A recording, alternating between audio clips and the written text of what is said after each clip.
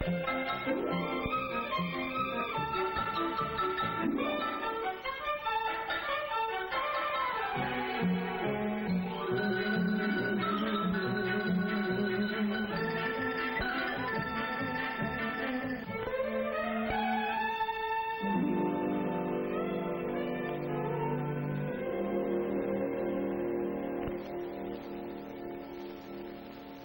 story is about 10 rather close relations of ours who seem to get into almost exactly the same kind of trouble we do.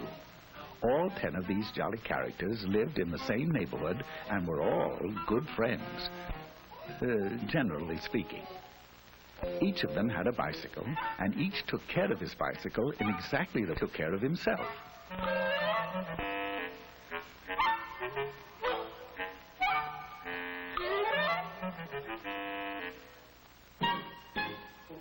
One day they held a group think and decided to have a picnic in a little park just 9 blocks away. Now that doesn't sound far, but a lot can happen in 9 blocks, right? Well, sound off out there. I said right? Right. So they all ran home and made themselves sandwiches. I know that doesn't sound too likely, but of course, human. Then they hurried back, all ready to go. Now, one of the 10 was a rather hungry type. His name was Slim Jim McGupney, and his picnic lunch was what you might call a portable banquet, right? Right. Slim knew that his big sack would be hard to handle, so he asked Orville Slump if he'd carry it for him. Orville had a basket on the rear of his bike. He was a good sort, and he answered, okay. Some of the others noticed this and asked him if he'd carry theirs, too. Orville answered graciously, well, I guess so. And naturally, everybody else did the same until Orville's rear basket looked like a chuck wagon.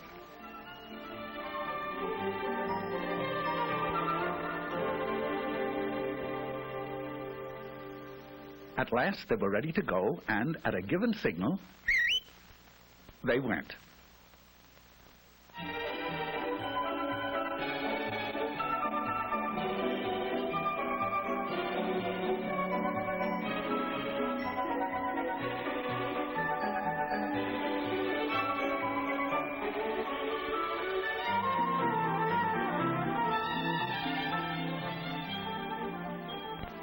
Now this is Rooty Toot Jasperson. He had the newest bike in the bunch, and he was as proud of it as he could be. He made it a point to get in the lead, and there he intended to stay. It would seem that Rooty Toot was a slam-bang go-getter headed for big things in life, right? Right. But when you have to be first all the time, there are a few things you find you don't have time for. Such things as making hand signals. Oh, he knew very well that bike riders are supposed to signal just like auto drivers. Hand down for slow or stop. Hand up for right turn. Hand straight out for left turn. But pretty soon, he began to feel silly making so many signals to stay out in front. So he skipped one to rest his poor old tired arm. Just one signal, once.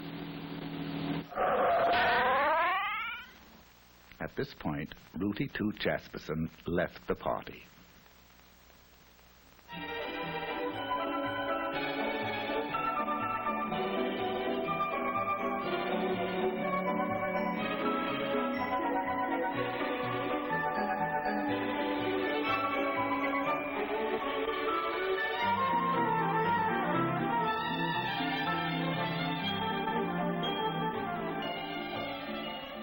This charming little thing was actually christened Tinkerbell McDillingfiddy.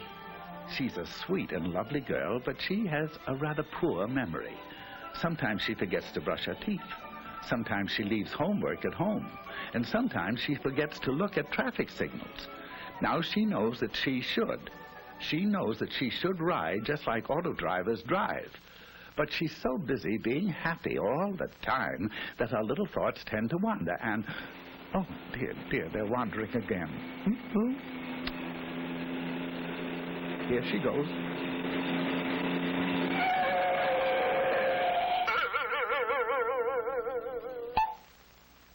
Exit Tinkerbell McDillingfitty. She forgot now and then.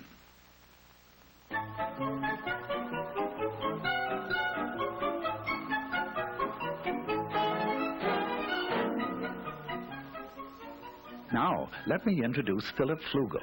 He's a star athlete, the president of his class, an honor student, and he has the handsomest profile in school. Just look at it, will you? Now, Flug, as his friends call him, has one little flaw in his character. He is very easily bored. Right now, he's asking himself why everyone has to go up this side of the street. It's so samey. So, proving that even a class president can make mistakes, he decided to ride against traffic. Oh, he knows that auto drivers never do this, and that he should follow the very same traffic rules. But he's in the mood to do something different. Anyway, there are no policemen around to see him.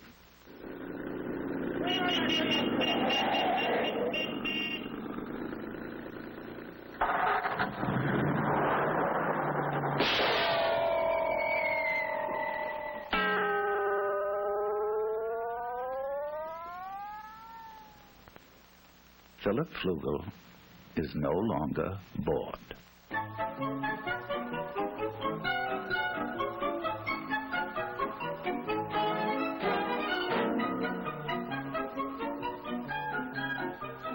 You've probably wondered about this fellow on foot. Well, his name is Mosby Pomegranate. He is splendid in dramatics, but he works so hard memorizing his lines that he doesn't get around to a lot of other things. He never made it down to register his bike and get a license for it. He knows very well that a license makes it easy to find out who he is if he's in an accident, and makes the bike easy to trace if it's lost or stolen. That's his trouble. Last week, while he was rehearsing the lead in King Kong, someone rode off with his bike. He went to the police, but of course they couldn't help him since it had no license or registration. He stomped out of the police station angrily, and he's been stomping ever since.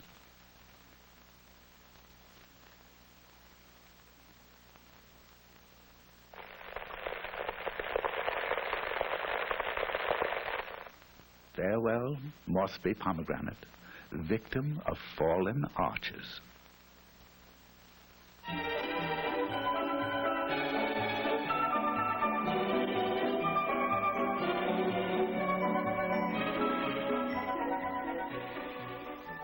If you look carefully, you'll see Trigby Phipps. He's the smaller one in Eclipse, trying to make that bike go.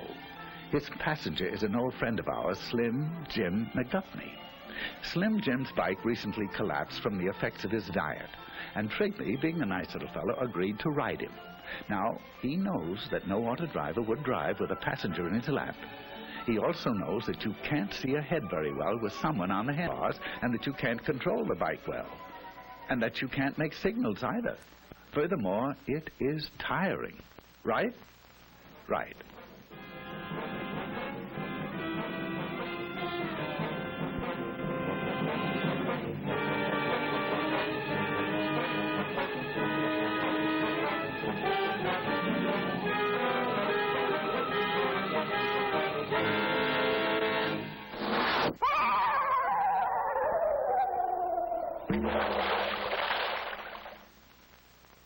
So long, fellas.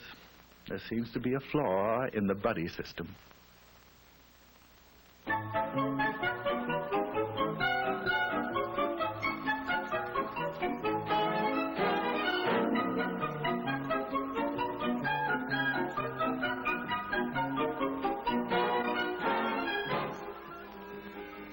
Meet Nellie Swybach. She's as nice as can be on foot. But when she gets on that bike, sweet Nellie becomes terribly impatient with other people's driving. Although there are only a few left now, she's having trouble sharing the street with them. So Nelbert is about to make a decision she'd never make if she weren't angry. There she goes. There she goes. She knows that riding on the sidewalk isn't allowed in her city and many others, and that even where it is, pedestrians always have the right of way. But Nelbert's upset, and she'd like to know just one good reason why she shouldn't take over the sidewalk all to herself.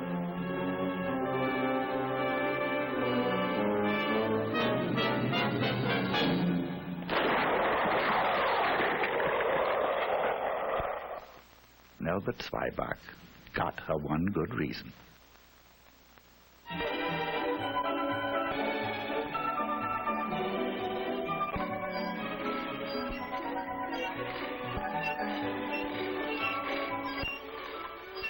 Those noise transportation of Filbert Bagel.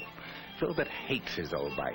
He refuses to take care of it because his folks will probably give him a new one for his birthday. He can't see any reason for taking care of a heap of junk, even if he made it that way himself. He will in a moment, though. You see, he doesn't know it, but he'll find out that there's not a shred of a brake left.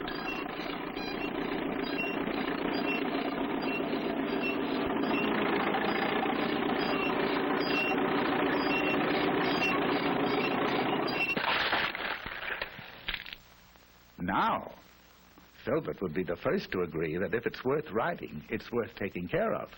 Right? Right.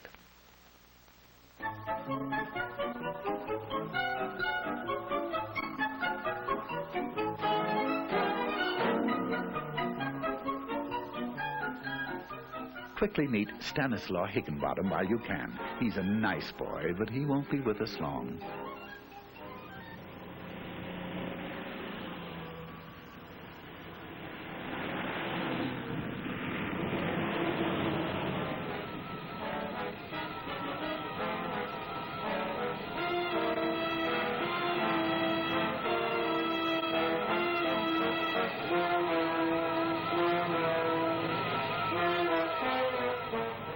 You are now looking straight at Stanislaw Higginbottom. He has neither lights nor reflectors.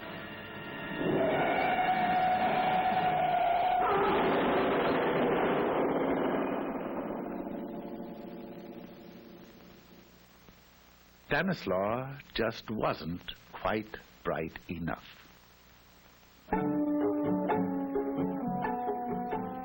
All of which leaves Orville.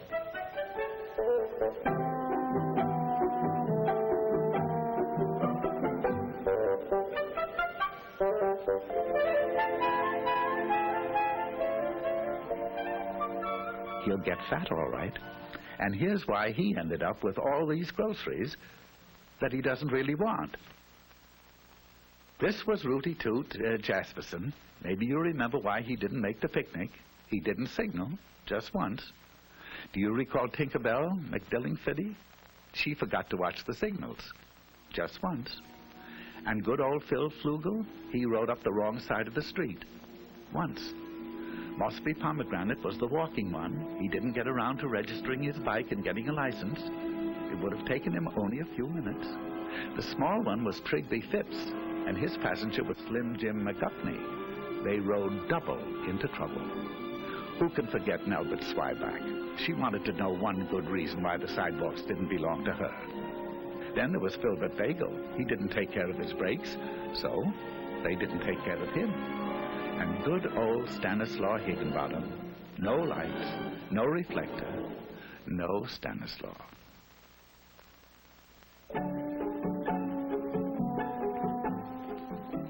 So that's why Orville Slump is picnicking alone today.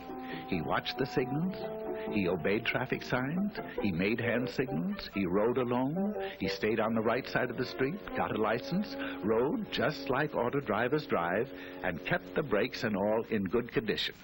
And he got fat. Of course, it was very lonely, but not as lonely as this.